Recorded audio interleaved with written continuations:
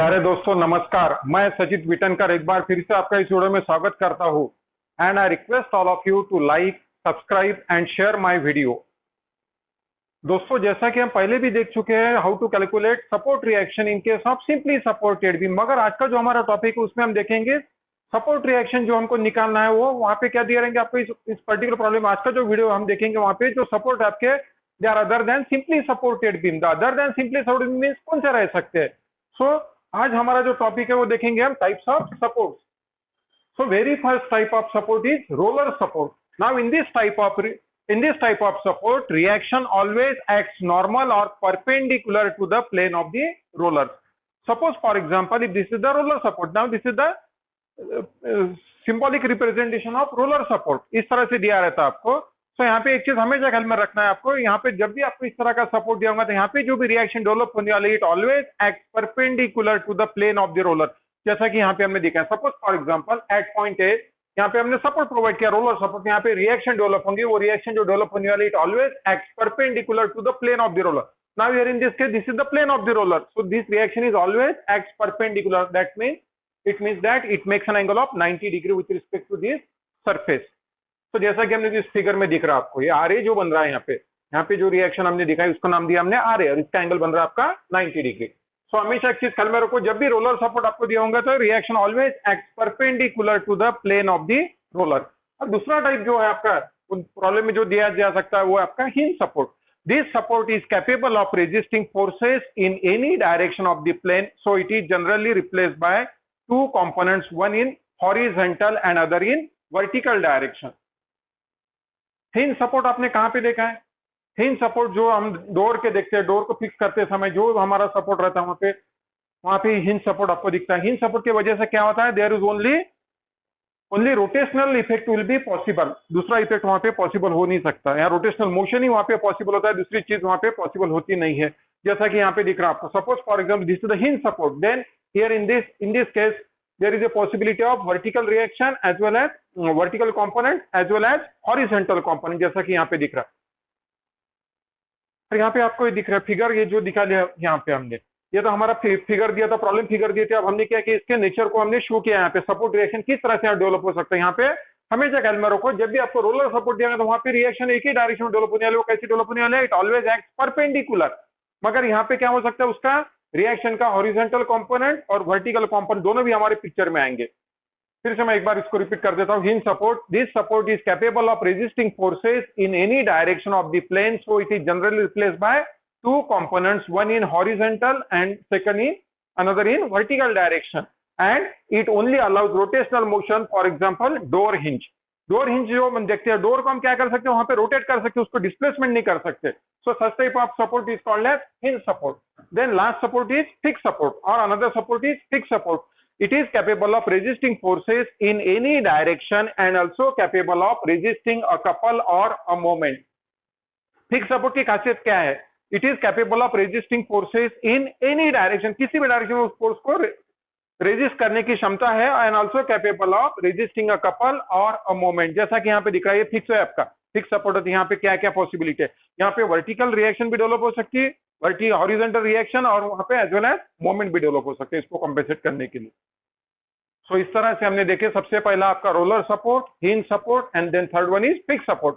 मगर as far as our examination pattern is concern, most of the time क्या होता है, या तो आपको प्रॉब्लम आती है सिंपली सपोर्टेड बीम के ऊपर आधारित, या फिर आते हैं आपको रोलर सपोर्ट और हिंज सपोर्ट का कॉम्बिनेशन लेके। सो हमेशा यहाँ पे ख्याल में रखना है, जब भी आपको रोलर सपोर्ट दिया, हिंज सपोर्ट दिया, तो दो चीजें आपको ख्याल में रखना है कि रोलर सपोर्ट के लिए जो भी रिएक्शन डेवलप होंगी वो कैसी डेवलप होने वाले, it always act perpendicular to the plane of the roller. Whereas hinge support में क्या होने वाला है, वहां पे दोनों भी कंपोनेंट्स आपके पॉसिबल है, हॉरिजॉन्टल डायरेक्शन में भी एक कंपोनेंट दिखेगा और वर्टिकल डायरेक्शन में भी आपको एक कंपोनेंट वहां पे नजर आएंगे। वेयर फिक्स सपोर्ट में क्या होता है, it is capable of resisting forces in any direction and also capable of resisting a couple और a moment as shown in figure. ये यहाँ पे दिखा है हमने, तीनों भी स्केचेस यहाँ पे बनाए हैं। Now we will try to explain this with some example और some numerical. Now we will solve the problem, and the given problem is that to calculate, problem क्या दिया हमको, calculate the support reaction for the beam as shown in figure. Now this is our question figure और question, और this is loading diagram for which we have to calculate the values of support reaction। One support is provided at point A, another support is provided at point B. अगर मैं इस problem को पढ़ने की कोशिश करता हूं तो मुझे क्या नजर आ रहा है यहाँ पे, here we are having two supports, one support is provided at point A, another support is provided at point B। और जैसा कि हमको स्केच पर से पता चल रहा है, इस तरह का सिंबल जो रहता है रोलर सपोर्ट के लिए यूज में लाया जाता है, और इस तरह का सिंबल जो हिंज सपोर्ट के लिए यूज में लाया जाता है। इस कारण हम क्या बोल सकते हैं, at point A there is a hinge support and at point B there is a roller support. और क्या दिया फिर, ए से लेके 2 मीटर के फासले पे एक पॉइंट लोड एक्ट हो रहा है जिसकी वैल्यू आपकी 80 kilo newton. Then there is a UDL acting over a span of 3 meter having its intensity as 20 kilo Newton per meter। then at point E there is a couple और moment दिया हमको, clockwise moment दिया 85 kilo Newton dash metre का। then also there is a UVL which is acting over a span of 3 meter and having its intensity as 50 kilo Newton per meter। तो अब हमको सबसे पहले यहाँ पे जो भी रिएक्शन डेवलप होने वाले, रिएक्शन कहाँ पे डेवलप होने वाले, सपोर्ट पे। तो सपोर्ट कहाँ पे आपका, एक है रोलर पे और एक है आपका हिंज पे। तो सबसे पहला जो भी काम है आपका, we have to show the nature of reactions at the given support. तो सबसे पहले क्या करेंगे, फिगर को एक बार रीड्रॉ कर देंगे। फिगर को रीड्रॉ करने के बाद हम देखेंगे यहाँ पे किस तरह का लोड यहाँ पे एक्ट हो रहा था। आपको क्या पता चल रहा है, there is a point load, there is a UDL, there is a UVL. मगर तीनों का भी सेंस जब आप देखेंगे तो आपको पता चल रहा है कि तीनों का भी सेंस कैसा आपका, they are acting in vertical direction, only in vertical direction, there is no horizontal force acting on the given beam. इसका मतलब क्या, यहाँ पे हिंज सपोर्ट पे हॉरिजॉन्टल कंपोनेंट डेवलप होने वाला नहीं है, क्योंकि वहां पे हॉरिजॉन्टल फोर्स ही एक्ट नहीं हो रहा। हॉरिजॉन्टल कंपोनेंट कब फॉर्म होने वाला है, जब वहां पे हॉरिजॉन्टल फोर्स एक्ट हो रहा है। तो उसको कॉम्पेंसेट करने के लिए वहां पे हॉरिजॉन्टल कंपोनेंट आपका फॉर्म होगा एट पॉइंट ए या एट हिंज सपोर्ट। मगर जैसा कि हमको यहाँ पे दिख रहा है, there is a vertical force, also there is a vertical force and also there is a vertical force. या हम बोल सकते हैं कि there is a only vertical force is acting here. तो इस कारण क्या होगा, यहाँ पे रिएक्शन जो भी रहेंगे हिंज सपोर्ट पे वो वर्टिकली रहने वाले हैं। उसके पहले भी हम क्या करेंगे, सबसे पहले जब भी हम show the nature of reaction at the given support करेंगे तो हमारे पास दो सपोर्ट दिए, एक है आपका रोलर सपोर्ट, दूसरा दिया आपको हिंज सपोर्ट। तो हमेशा ख्याल में रखो, सबसे पहले जब भी हम nature of reaction at the support find out करने की कोशिश करेंगे या दिखाने की कोशिश, सबसे पहले प्रायोरिटी रहेंगे हमारी रोलर सपोर्ट पे। रोलर सपोर्ट पे हमको क्या करना है, पूरी बीम को भूल जाइए आप, सिर्फ यहाँ पे कॉन्सेंट्रेट करो आप सिर्फ रोलर सपोर्ट पे। जैसा कि प्रीवियसली देख चुके हम थियरी में, क्या बताया था आपको, reaction at the roller support always acts perpendicular to the plane of the roller। so here this is the plane of the roller। अब इसको रिएक्शन कैसे एक्ट होने वाली है आपकी, परपेंडिकुलर। तो इस तरह से दिखा हमने। अब जैसा ही हमने रोलर का यहाँ पे नेचर ऑफ रिएक्शन दिखा दी, जो क्या दिख रहा है हमको, वर्टिकल डायरेक्शन दिख रही है। और जैसा हमें प्रीवियसली भी आपको पता चुका, पूरे के पूरे लोड कैसे एक्ट हो रहे हैं, they are acting in vertical direction. यहाँ पे मोमेंट के बारे में हमको सोचना नहीं है, हमको सिर्फ सोचना है फोर्सेस के बारे में। तो फोर्सेस ये भी vertical, then this is also acting in vertical direction, this is also acting in vertical direction and this reaction is also acting in vertical direction। so सब चीजें जो एक्सटर्नल फोर्स है, nature of reaction at the roller support, ये भी आपकी vertical है। दोनों भी चीजें है, एक्सटर्नल लोड और nature of reaction at the roller support, दोनों भी जब आपके वर्टिकल है तो यहाँ पे नेचर ऑफ रिएक्शन क्या डेवलप होने वाला है, हिंज सपोर्ट पे ओनली वर्टिकल, हॉरिजॉन्टल यहाँ पे आने वाला नहीं। हॉरिजॉन्टल कब आने वाला है, मान के चलिए यहाँ पे कोई ऑब्लिक लोडिंग दिया, इंक्लाइंड लोड दिया, तो उसके वहां पे दो कंपोनेंट फॉर्म होंगे, one is acting in vertical direction, other is acting in horizontal direction. तो उस केस में वहां पे फॉर्म हो सकती है। या फिर सेम लोडिंग है मगर यहाँ पे क्या किया, plane of the roller, if the plane of the roller gets inclined then also reaction at the roller support also get inclined.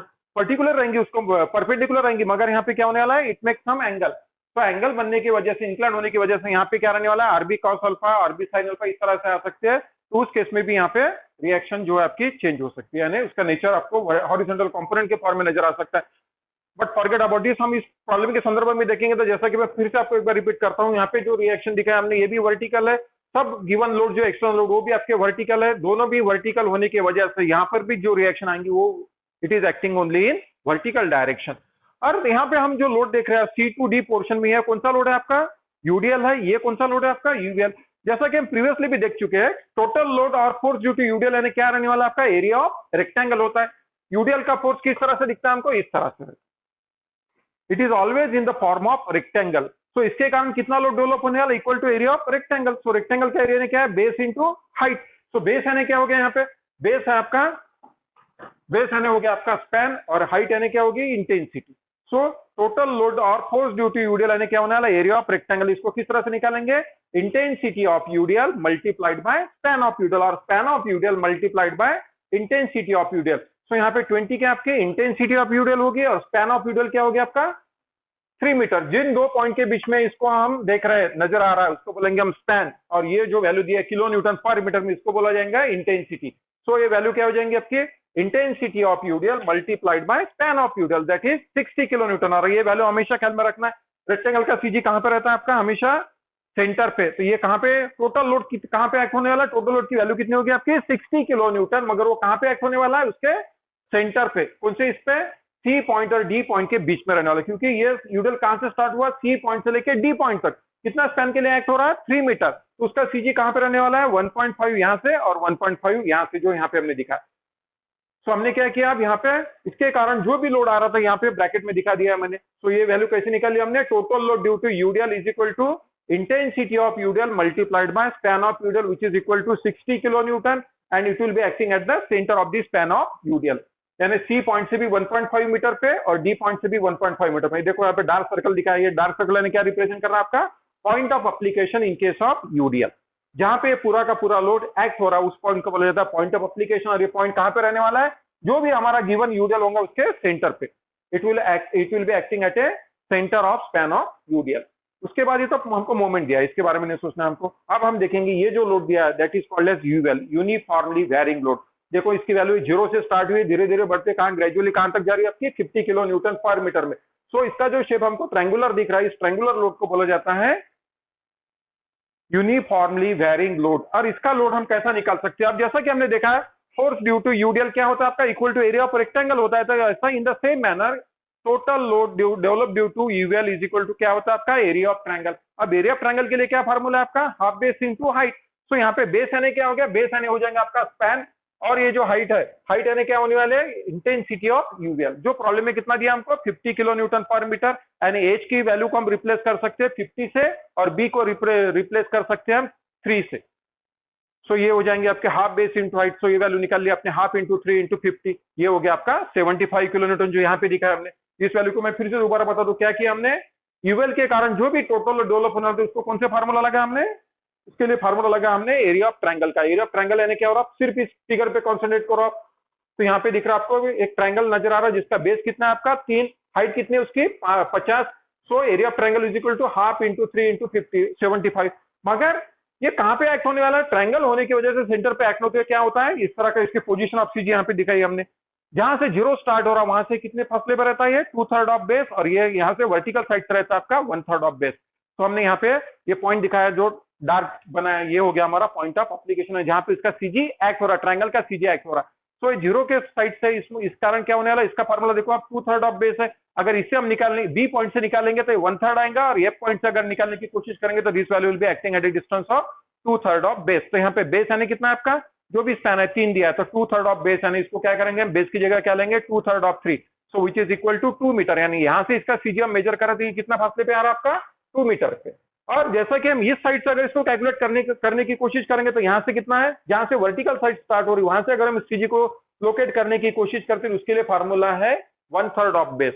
सो 1/3 ये हो गया, बेस यानी क्या लेना है आपको, स्पैन लेना है। ये कितना है आपका 3, ट्रायंगल का बेस कितना है आपका 3, 1/3 ऑफ 3 यानी कितना हो गया 1 मीटर, यानी पोजीशन ऑफ सीजी। ये टोटल स्पैन तो आपका 3 मीटर है, मगर इसकी पोजीशन ऑफ सीजी अगर हम एफ पॉइंट से देते तो ये 2 मीटर हमको नजर आएगा, बी पॉइंट से अगर हम लेते तो it will be acting at a distance of 1 metre. इस तरह से हमने इसके पोजीशन ऑफ यहाँ पॉइंट ऑफ एप्लीकेशन भी यहाँ पे कैलकुलेट करके रख दी। अब हमको क्या करना है, सब ये यहाँ पे दिखा दिया। अब इस पर से हमको पता चल रहा है आरए एक अननोन है हमारा, दूसरा अननोन है हमारा आरबी। तो जब नंबर ऑफ अननोन से आपकी 2 है, इसका मतलब क्या है, यहाँ पे हमको कंडीशन ऑफ इक्विलिब्रियम सिर्फ 2 ही हमको अप्लाई करना है। What are the various conditions of equilibrium, very first condition is sigma M equal to 0, then sigma FX equal to 0, and then third one is sigma FY equal to 0। What is the meaning of sigma m equal to 0? Algebraic sum of moment of all the forces about any point must be equal to 0. Then sigma fx का meaning क्या होता है, algebraic sum of all the horizontal forces must be equal to 0. Sigma fy का meaning क्या होता है, algebraic sum of all the vertical forces must be equal to 0. Even though it is a sigma fx equal to 0 is a condition of equilibrium, but it will not be applicable for this particular problem. The main reason is that there is no horizontal force acting on the given beam. That's why even though it is a condition of equilibrium, we will not apply this condition. So हमारा क्या होने वाला, sigma m equal to 0 और sigma fy equal to 0 दो condition लगाने के कारण ही हमारा क्या होने वाला है, प्रॉब्लम सॉल्व हो जाएगा। तो सबसे पहले क्या करेंगे हम, स्टेप 2 क्या रहने वाली है हमारी, apply the conditions of equilibrium sigma m equal to 0। अब जैसा कि एक चीज और ख्याल में रखो, whenever there is a combination of roller support and hinge support, तो मोमेंट हम कहां पे लेंगे, हमेशा moment is to be taken about hinge support. तो यहाँ पे जैसा कि आपको दिख रहा है ए पॉइंट पे क्या कौन सा सपोर्ट है आपका, हिंज सपोर्ट, इस वजह से हमने मोमेंट कहां पे लिया, ए पॉइंट पे। अब मोमेंट लेते समय एक चीज और ख्याल में रखो, मोमेंट यानी क्या कर रहे हैं हम, सब फोर्सेस को रोटेट कर रहे हैं कौन से पॉइंट के अबाउट, ए पॉइंट के अबाउट।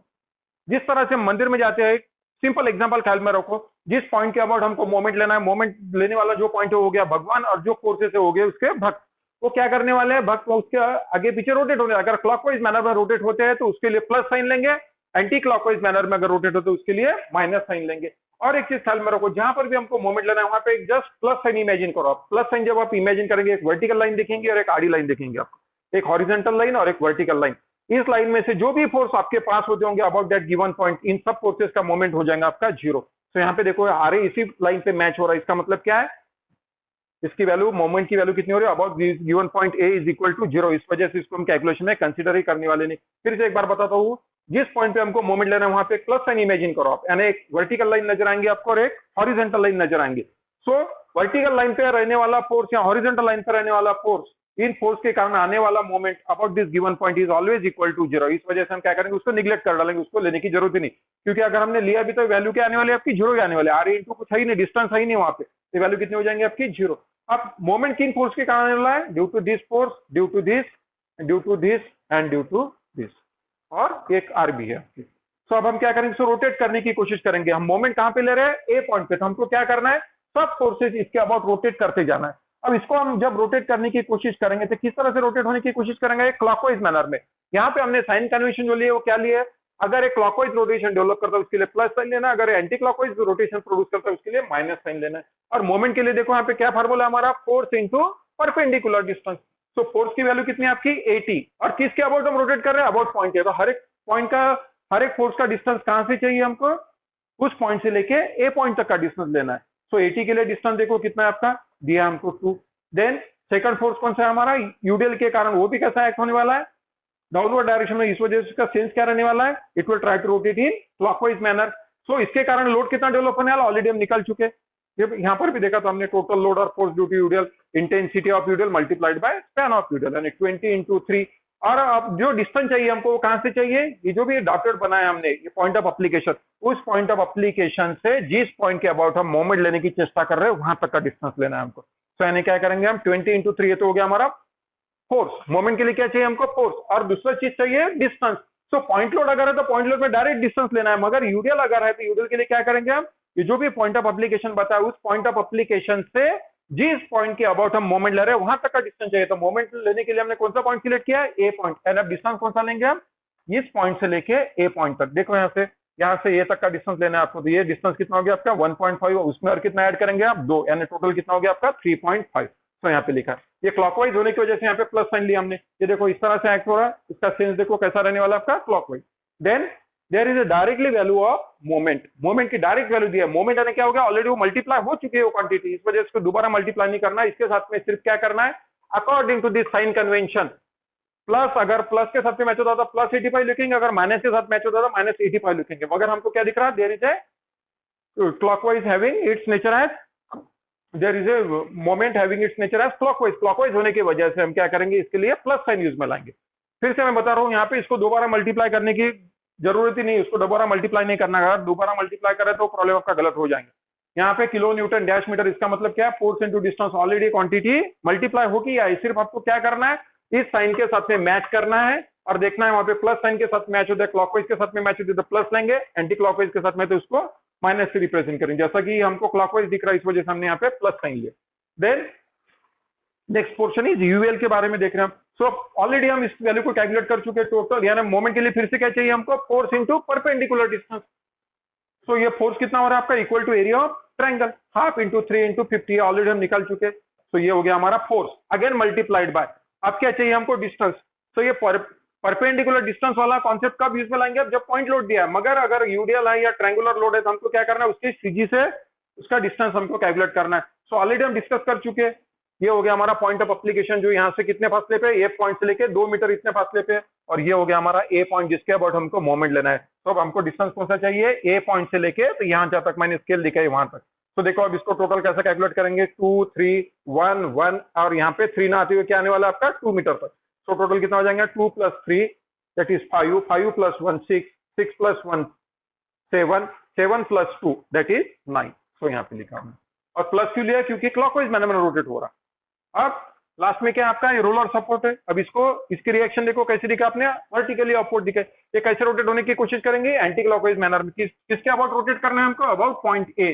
तो इसका सेंस क्या आने वाला है आपका, एंटी क्लॉकवाइज। एंटी क्लॉकवाइज होने की वजह से हम क्या करेंगे, यहाँ पे माइनस साइन यूज में लाएंगे। और इसका डिस्टेंस देखो अब क्या करना है हमको, बी पॉइंट से लेके ए पॉइंट तक का फासला चाहिए। तो ये डिस्टेंस कितना आने वाला है आपका 10। सो हमने क्या किया, फोर्स इंटू डिस्टेंस, ये वैल्यू हो गया आपकी। अब जब इसको सॉल्व करेंगे तो ये वैल्यू आ जाएंगे आपकी 113 किलो न्यूटन, और इसकी वैल्यू आ रही है आपकी पॉजिटिव। पॉजिटिव का मतलब क्या हो रहा, हमने जो भी वैल्यू इसके नेचर जो भी हमने दर्शाया वर्टिकली अपवर्ड, वो हमारा सही है। अब जैसा कि मैंने पहले भी आपको बताया था, यहाँ पे दो ही कंडीशन आपको यूटिलाइज करना है, sigma M equal to 0 and then sigma F Y equal to 0। तो sigma M equal to 0 condition हम ऑलरेडी अप्लाई कर चुके हैं। अब कौन सी कंडीशन अप्लाई करना है हमको, sigma F Y equal to 0। Sigma F का मतलब क्या होता है, algebraic sum of all the vertical forces. तो वर्टिकल फोर्सेस कौन कौन से आपके, R A, then 80 kilo newton. UDL भी क्या है आपका, वर्टिकल फोर्स ही है। यूएल भी क्या है, ट्रायंगुलर लोड भी क्या है आपका, फोर्स ही है। इसके कारण भी फोर्स डेवलप होने वाला है। वो कैसा जा रहा है, डाउनवर्ड डायरेक्शन में। ये भी लोड डाउनवर्ड है, ये भी लोड डाउनवर्ड है, ये भी लोड डाउनवर्ड है। तो इसके लिए क्या करेंगे, माइनस माइनस साइन लेंगे, और जो भी फोर्स हमने ऊपर की दिशा में दिखाया उसके लिए प्लस साइन लेंगे। और यहाँ पे एक चीज और ख्याल में रखना, फोर्स के बारे में सोच रहे हैं, मोमेंट के बारे में नहीं सोच रहे। इस वजह से यहाँ पे इसका कुछ भी इफेक्ट होने वाला नहीं, क्योंकि ये फोर्स नहीं है। ये क्या आपकी क्वांटिटी कौन सी है, मोमेंट दी है। मोमेंट देने की वजह से इसको हम क्या करना है, सिग्मा एफ इक्वल टू 0 में इसको इग्नोर करना है आपको। तो यहाँ पे देखो सबसे पहले क्या आने वाला है आपका आर ए। इसका सेंस देखो आप, वर्टिकली अपवर्ड इस वजह से प्लस, देन -80, ये -60 किस वजह से आया है, ये हो गया आपका टोटल लोड, और फोर्स ड्यू टू यूडीएल ये हो गया आपका 20 × 3 डायरेक्ट लिख दिया यहाँ पे 60। ये ऑलरेडी यहाँ पे निकाला भी हमने, ये टोटल लोड ही दिखाया यहाँ पे। रेक्टेंगल जो दिखाया ऊपर, ये दोनों भी टोटल लोड ही दिखाया। ये दिखाया हमने total load due to UDL, और ये दिखाया हमने total load due to UVL. तो ये हो गया आपकी 60 किस तरह से लिखेंगे, 20 × 3 ऐसा भी लिख सकते हो। उसके बाद इसकी वैल्यू डायरेक्ट 75 भी ले सकते हो, या फिर इस एक्सप्रेशन को आपको दोबारा लिखना है, हाफ इंटू 3 × 50। कुछ कैसा भी करो आप, ये वैल्यू इतनी आने वाली है और ये वैल्यू भी इतनी आने वाली है आपकी। देन ये रिएक्शन हम निकाल चुके हैं रोलर की, ये कितना है आपका +113 ऑलरेडी निकाल चुके। तो इस वैल्यू को मैंने पुट किया और इसको सॉल्व किया, तो यहाँ पे कितनी वैल्यू आ रही है आपकी 102 किलो न्यूटन। और आंसर भी आपका क्या आ रहा है, पॉजिटिव आ रहा है। पॉजिटिव का मतलब क्या हो रहा है यहाँ पे, फिर से इसका मतलब हो रहा है कि ये जो वैल्यू हमने दिखाई है इसका नेचर क्या है आपका, पॉजिटिव है। यानी ये वैल्यू कितनी आ जाएंगी आपकी 102 किलो न्यूटन। ये हो गया आर ए की वैल्यू, और आरबी की वैल्यू कितनी हो जाएंगे आपके 113 किलो न्यूटन।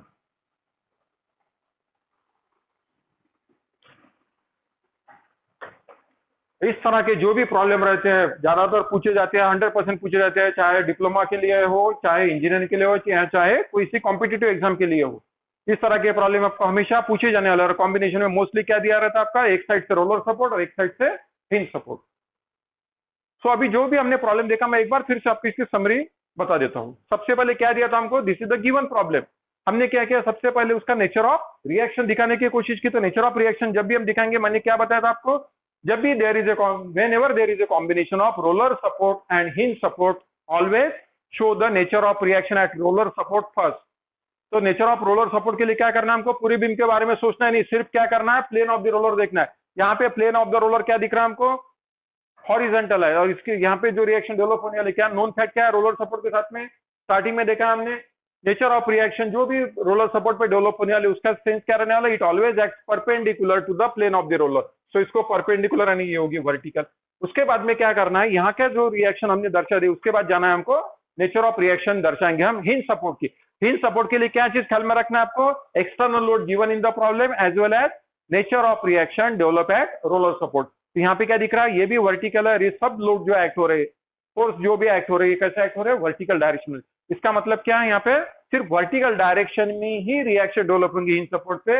हॉरिजॉन्टल डायरेक्शन में किसी भी तरह का कोई कंपोनेंट या कोई रिएक्शन फॉर्म होने वाली नहीं, क्योंकि गिवन बीम पे किसी भी तरह का हॉरिजॉन्टल फोर्स यहाँ पे एक्ट ही नहीं हो रहा। इस तरह के हॉरिजॉन्टल कंपोनेंट या हॉरिजॉन्टल फोर्स कब यहाँ पे डेवलप होने वाला है, जब मान के चलो यहाँ पे कोई भी हॉरिजॉन्टल कंपोनेंट आया या तो ड्यू टू एक्सटर्नल लोड या due to nature of reaction at roller support पे। इस दो वजह से आ सकता है, मगर यहाँ पे जैसा कि इस केस में हमको दिख ही नहीं रहा, सबका सब लोड जो है हमारा कैसा एक्ट हो रहा है, वर्टिकल डायरेक्शन में। सो ये भी वर्टिकल और ये भी वर्टिकल, दोनों भी वर्टिकल होने की वजह से यहाँ पे जो नेचर ऑफ रिएक्शन रहने वाला हिंज सपोर्ट का, ये भी क्या रहेगा आपका वर्टिकल ही रहने वाला है।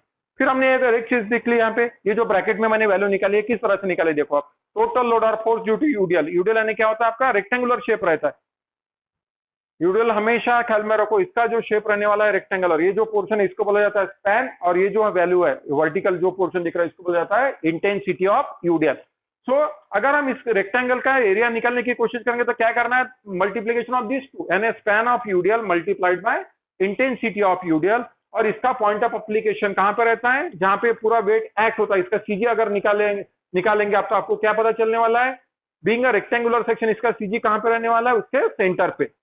सो यहाँ पे लिखा हमने टोटल लोड और force due to UDL is equal to area of rectangle, so is equal to intensity multiplied by span. ये जो वैल्यू है किलोन्यूटन पर मीटर में, इसको बोला जाता है इंटेंसिटी, और जो डिस्टेंस है दो पॉइंट के बीच में जहां पे आपका यूडीएल एक्ट हो रहा है उसको बोला जाता है span. So this value will be 20 into 3 is equal to 60 kilometre. कहां पे एक्ट होने वाली है, इसके सेंटर पे, जैसा कि ये दिख रहा है आपको।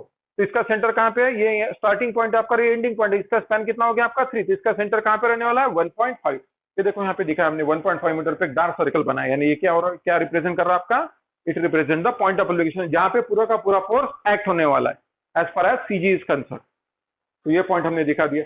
उसके बाद जब हम ट्रायंगुलर सेक्शन के बारे में सोच रहे थे, यूएल के बारे में सोच रहे थे, यूएल का जो जनरल शेप हमको दिखता है it is in the form of triangle. तो इस वजह से इसके कारण जो भी लोड डेवलप होने वाला है वो कैसा निकालेंगे आप, total load develop due to UL is equal to area of triangle. So area of triangle के लिए क्या फॉर्मूला है, हाफ बेस इंटू हाइट। मगर यहाँ पे बेस यानी क्या करना है, हमको स्पैन लेना है, और ये जो है हाइट यानी क्या लेंगे हम, इंटेंसिटी ऑफ यूएल। यानी हमारे पास क्या फॉर्मूला हो जाएगा, half into span of UL multiplied by intensity of UL. तो ये हो गया आपका हाफ इंटू 3 इंटू 50, ये वैल्यू हो गया आपकी 75 किलोन्यूटन। मगर ये जो शेप दिया आपको, ये जो शेप है ये कौन से फॉर्म में आपका, it is in the form of rectangle, sorry it is in the form of triangle. So triangle के लिए अब हमको ये चीज पता होना चाहिए, ट्रायंगल का सीजी कहां पे एक्ट होता है। हमेशा ख्याल में रखो, जहां से वर्टिकल साइड है वहां से 1/3 पे रहता है, जहां से 0 से स्टार्ट हुआ ये तो 0 से रहता है आपका 2/3 पे। तो हमने क्या किया, फिर से इसकी पोजीशन ऑफ सीजी यहाँ पे दर्शाने की कोशिश की। यहाँ से अगर हम सीजी लेते, जहां से 0 वहां पे कितना रहने वाला आपका 2/3 ऑफ बेस, और जहां से वर्टिकल है वहां पे कितना रहने वाला आपका 1/3 ऑफ बेस। इसका बेस कितना है आपका 3। तो हमने क्या किया, 2/3 ऑफ बेस, यानी बेस की जगह कौन सी वाली लेंगे हम 3। तो ये वैल्यू है आपकी 2 मीटर। एफ से जो पॉइंट ऑफ एप्लीकेशन है ये यहाँ पे रह रहा है, इसका सीजी यहाँ पे रह रहा है, और बी से अगर निकालेंगे तो उसके लिए क्या फार्मूला आपका 1/3 ऑफ दिस। तो ये वैल्यू हो जाएंगे आपकी 1, यानी ये हो गया आपका 1 मीटर यहाँ से, और ये हो गया आपका 2 मीटर यहाँ से। टोटल स्पैन कितना है इसका 3। मगर इसकी पोजीशन ऑफ सीजी क्या रहने वाली है, यहाँ से 2/3 और यहाँ से 1/3। सो ये वैल्यू हमने दिखाई यहाँ पे। एफ से अगर दिखा रहा है तो उसको 2 मीटर पे दिखाएंगे, यहाँ से अगर दिखा रहे तो इसको 1 मीटर पे दिखाएंगे। अब नेक्स्ट काम क्या था हमारा, आर ए और आरबी की वैल्यू निकालना था। उसके लिए क्या है कि हमने for that purpose you have to apply conditions of equilibrium. यहाँ पे देखो नंबर ऑफ अननोन्स कितने आपके, 2 ही है, आर ए और आरबी। तो इसका मतलब क्या, आपको only have to use 2 equations of equilibrium. So हमने सिलेक्ट किया सबसे पहले सिग्मा एम इक्वल टू 0, दूसरे कंडीशन हमको यूटिलाइज करना है sigma F Y equal to 0। और इस तरह के प्रॉब्लम हमेशा ख्याल में रखो, whenever there is a combination of roller support and hinge support, तो मोमेंट जो लेंगे हम कहां पे लेंगे, अबाउट हिंज सपोर्ट। तो हिंज सपोर्ट कहां पे हमारा ए पॉइंट पे, देखो यहाँ पे हिंज सपोर्ट पे। तो हमने क्या किया, मोमेंट लिया ए पॉइंट पर, ये ट्रेडिशनल साइन कन्वेंशन हमारे। और मोमेंट यानी क्या होता है, मैथमेटिकल एक्सप्रेशन क्या है मोमेंट के लिए, फोर्स इंटू परपेंडिकुलर डिस्टेंस। सो यहाँ पे सबसे पहले क्या किया, सब फोर्सेस को हम ए के अबाउट रोटेट करते गए और ये साइन कन्वेंशन को फॉलो करते गए। तो इसके कारण 80 इंटू 2, इसके कारण कितना लोड आ रहा है आपका 20 इंटू 3 दैट इज 60। और इसका डिस्टेंस कैसा लेंगे आप, इसके पॉइंट ऑफ एप्लीकेशन से लेके ए पॉइंट तक का डिस्टेंस, यानी यहाँ से लेके यहाँ तक, ये हो गया हमारा 3.5। तो ऑलरेडी यहाँ तक था और ये 1.5, तो वहां पे लिखा हमने। और ये तो डायरेक्ट आपको कपल या मोमेंट ही दिया था। कपल या मोमेंट जब दिया उसको किसी से मल्टीप्लाई करना है ही नहीं, आपको सिर्फ क्या करना है, साइन कन्वेंशन, ऑलरेडी अब क्वांटिटी मल्टीप्लाई हो चुकी है, सिर्फ क्या करना है, साइन कन्वेंशन में कंपेयर करना है। क्लॉकवाइज में आता है तो प्लस साइन लेंगे, एंटी क्लॉकवाइज में आता है तो माइनस साइन लेंगे। तो जैसा कि हमको क्या दिख रहा है, क्लॉकवाइज मैनर रोटेटर, इस वजह से हमने प्लस साइन लिया है। Then third one is, then next one is UVL के कारण मोमेंट लेना है हमको। तो इसके कारण क्या मोमेंट आने वाला है आपका, equal to total load of UL multiplied by its point of application. So total load given by UL कितना आ रहा है आपका, हाफ इंटू 3 इंटू 50, ये वैल्यू कितनी हो गई आपकी 75। ऑलरेडी हम देख चुके हैं ये। अब यहाँ से क्या चाहिए, हमसे मोमेंट लेते समय सिर्फ एक ही चीज ख्याल में रखना है, उसका जो भी सीजी बना था उस सीजी से लेके जिस पॉइंट के अबाउट हम मोमेंट लेने की चेष्टा कर रहे हैं, कोशिश कर रहे हैं, वहां तक का डिस्टेंस चाहिए। तो यहाँ से लेके यहाँ तक का डिस्टेंस देखो फिर से, 2 और 3 5, 5 और 1 6, 6 और 1 7, 7 और ये 3 मीटर नहीं चाहिए हमको, ये स्केल तक चाहिए ना, 2 मीटर हो गए। तो टोटल वैल्यू हो जाएंगे आपकी 9। और इसका सेंस कैसा है और इसका रोटेशन कैसा है, इसको इधर रोटेट करना है, क्लॉकवाइज मैनर में रोटेट होंगे, ये भी क्लॉकवाइज मैनर में रोटेट होने वाला, ये भी क्लॉकवाइज, ये भी क्लॉकवाइज, इस वजह से इसके लिए हमने प्लस साइन ली। और ये देखो आप, इसका सेंस, इसको वहां पे रोटेट करना है तो it will try to rotate like this, anti clockwise manner में, इस वजह से क्या करेंगे हम यहाँ पे माइनस साइन लेंगे। और इसके लिए क्या फॉर्मूला है, फोर्स इंटू डिस्टेंस, ये भी पॉइंट लोड है, पॉइंट लोड के लिए सिंपल फॉर्मूला ध्यान में रखना आपको, force into distance, force value, force कितना आपका आरबी, डिस्टेंस कितना है आपका 10, सो आरबी इंटू 10, इस तरह से हमने इसकी वैल्यू निकाल ली। Then last value, last expression जो बचा था हमारा, जो कंडीशन बची थी वो थी हमारी sigma F R. Sigma F R का मतलब क्या होता है, algebraic sum of all the vertical forces. तो वर्टिकल फोर्सेस के लिए साइन कन्वेंशन क्या है, नीचे से अगर ऊपर की तरफ जा रहे हैं तो उसके लिए प्लस साइन, और ऊपर से नीचे की तरफ आ रहे हैं वर्टिकल डायरेक्शन में तो उसके लिए माइनस साइन। सो यहाँ पे क्या करना है, सिर्फ फोर्सेस कंसिडर करना है हमको, अगर वो अपवर्ड है तो प्लस, डाउनवर्ड है तो माइनस। सो अब फोर्सेस देखो, एक रिएक्शन है फोर्स रहने वाला है, सो आर ए अननोन है, इस वजह से आर ए लिखा हमने। देन 80 किलो न्यूटन डाउनवर्ड दिया तो ये लिया हमने, ये भी फोर्स ही है आपका 20 इंटू 3, या तो आप 60 लिखे, यहाँ 20 इंटू 3 लिखे, एक ही बात है। उसके बाद इसको लिखने की जरूरत नहीं क्योंकि हम फोर्स के बारे में सोच रहे हैं, मोमेंट दिया हमको। देन एरिया और total load develop due to UVL already निकल चुके हैं, या फिर 75 लिख सकते हैं, या फिर डायरेक्ट ऐसा भी लिख सकते हैं, हाफ इंटू 3 इंटू 50, और ये नीचे की तरफ जा रहा है इस वजह से यहाँ पे माइनस है। ये तीनों भी फोर्स देखो आप किस तरह से दिख रहा है आपको, डाउनवर्ड डायरेक्शन, इस वजह से यहाँ पे माइनस लिया। और ये वैल्यू ऑलरेडी हम निकल चुके हैं 113 किलो न्यूटन, उसका सेंस भी हम दिखा चुके हैं, वर्टिकली अपवर्ड है, अपवर्ड होने की वजह से यहाँ पे प्लस साइन लिया हमने। सो आर ए की वैल्यू आ गई आपकी 102 kilo newton acting in vertically direction. R A की value 102 kilo newton acting in vertically direction, vertically upward direction. Then RB की वैल्यू निकाल चुके हैं हम 113 kilo newton acting in vertically upward direction. So I hope this problem के द्वारा आपके concept काफी हद तक यहाँ पे क्लियर हो चुके होंगे। ठीक है, नेक्स्ट वीडियो में हम और दूसरे प्रॉब्लम देखेंगे इसी टॉपिक पे। Thank you.